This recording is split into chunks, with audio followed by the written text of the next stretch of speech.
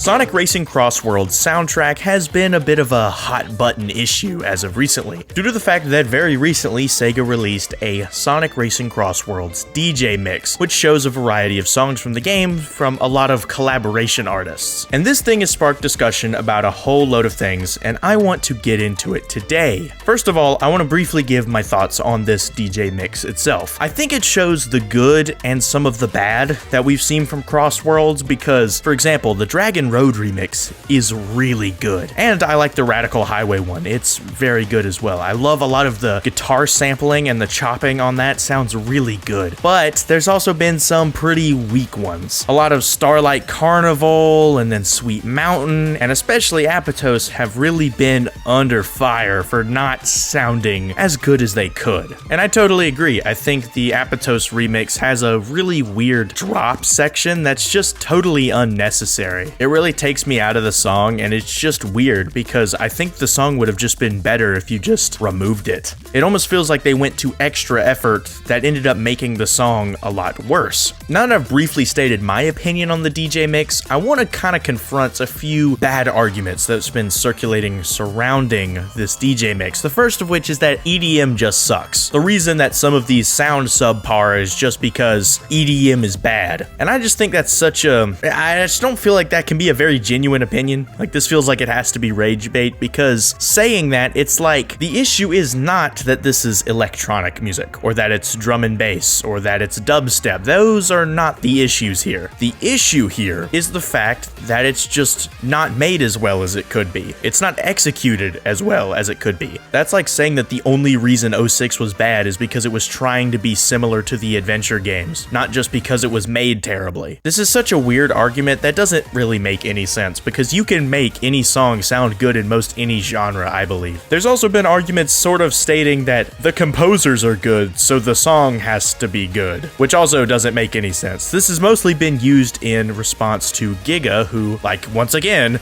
composed the Apatos remix. And I agree with the part that Giga is a good composer. Going and listening to Giga's music, it's actually really good Vocaloid songs. They sound really good and they're really well made. But when we get to Cross Worlds, just because you're good and know what you're doing at a particular thing doesn't mean you can't make something that is not at all your best work. Like, I could say with full confidence that this song is not at all Giga's best work, not even close, and that's what makes it subpar, is that it's simply a good artist not making something it's clearly not their best work.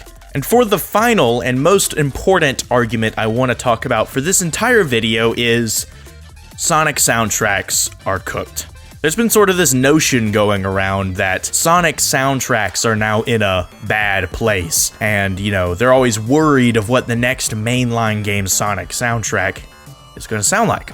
Now, I want to explain why this argument doesn't make sense, because I'm going to have a big list on screen. These are all of the composers that worked on Sonic Superstars, Shadow Generations, and, as far as we know, Cross Worlds. And you'll immediately notice how long this list is. There are a lot of composers here, and the reason for that is that the majority of these are collaborations. Now yes, there are definitely returning characters like Torienta and Jun Sonoe have been some of the most commonly appearing, but my main point with this is that there is a lot of collaborations, meaning that there aren't really just a few people really working on all these songs. They've reached out to a ton of people to make separate songs for these games. And so why is that significant? Well, that's significant because this is how many composers worked on Sonic Frontiers. I absolutely love Frontiers' soundtrack. It's personally my favorite Sonic soundtrack, but I can get not thinking it's the best, but let's all agree, I'm sorry, it is a good soundtrack. I think it's a bit ridiculous to claim that it's not good or just okay or just the Titan fights are good. No, it's all-rounded,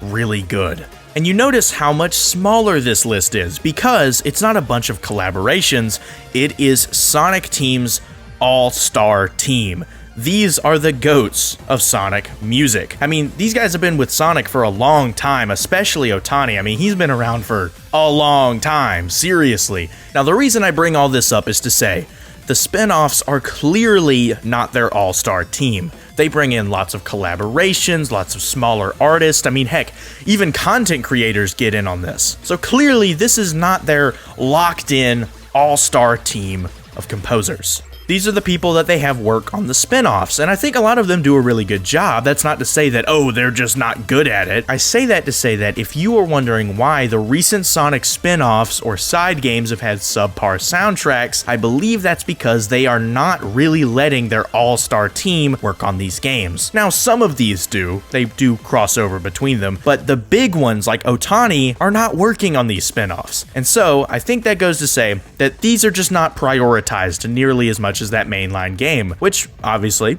I agree with. It's just a shame that I think a lot of these collaborations have unfortunately not delivered nearly as much as their main cast can.